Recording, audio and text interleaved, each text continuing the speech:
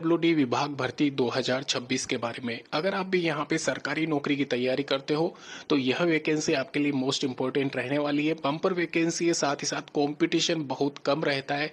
अगर आप यहाँ पे एसएससी के पीछे पड़े हुए हो या फिर और भी बहुत सारी वैकेंसीज जो कि हर साल 1-2 साल में आती रहती है और जहाँ पे कंपटीशन बहुत ज़्यादा रहता है, तो उन वैकेंसीज को छोड़ के यहाँ पे इस वैकेंसी के पीछे लग जाना, क्योंकि यहाँ पे ये सेंट्रल वाली वैकेंसी रहने वाली है सबसे नंबर 1। दूसरी बात, यहाँ पे इसमें 5 से 6 महीने लास्ट, उसके बाद में आपका ज्वाइनिंग लेटर आपके हाथ में रहेगा अगर आपका सिलेक्शन हो जाता है तो।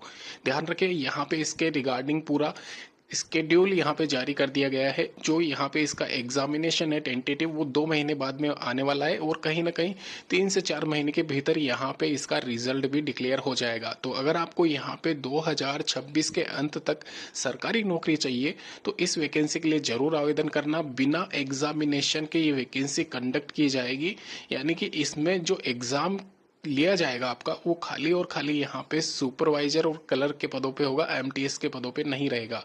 डिटेल बात कर लेता हूँ, यहाँ पे 7500 के करीब वैकेंसीज है कलर ग्रेड सेकेंड सुपरवाइजर और एमटीएस स्टाफ की, जहाँ पे आप यहाँ पे 30 मई 2026 से लेके 24 जून 2026 तक, यानी कि एक तरीके से 1 महीने के भीतर भीतर यहाँ पे इसके जो एप्लीकेशन फॉर्म है वो फिल होंगे और आपको यहाँ पे इसकी ऑफिशियल वेबसाइट पे cwd.gov.in पे जाके अप्लाई करना रहेगा। एक और चीज़ मैं क्लियर कर दूं, यहाँ पे इसमें जो पब्लिक वर्क डिपार्टमेंट है ये 7500 वैकेंसीज यहाँ पे इसमें निकाली गई है, जिसमें 2500 के करीब वैकेंसीज आपकी यहाँ पे डिपार्टमेंटल रहने वाली है।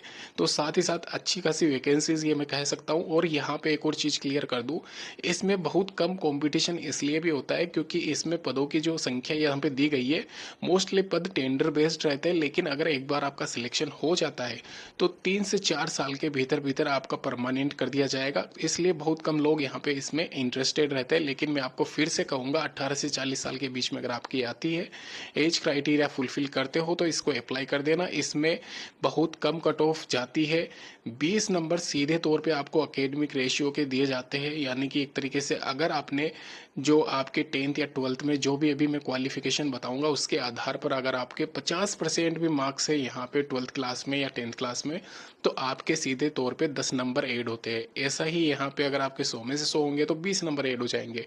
वो आप कैलकुलेट कर लेना आपके कितने फ्री वाले मार्क्स ऐड होंगे। उसके अलावा 5 मार्क्स आपके EWS SC ST OBC category के, 5 मार्क्स आपके बीपीएल फैमिली हैंडीकेप्ड वालों के, और ऐसा करके 30 मार्क्स यहाँ पे आपके सीधे तौर पे ऐड होते हैं। और आपको 30 से 40 मार्क्स यहाँ पे 70 मार्क्स में से जो रिटन टेस्ट होगा उसमें से लाने हैं, आपका सिलेक्शन हो जाएगा। यानी कि ओवरऑल मैं बात करूँ तो 100 में से अगर आप 65 के अराउंड यहाँ पे नंबर ले आते हो तो दोस्तों आपका सिलेक्शन श्योर मान के चलना।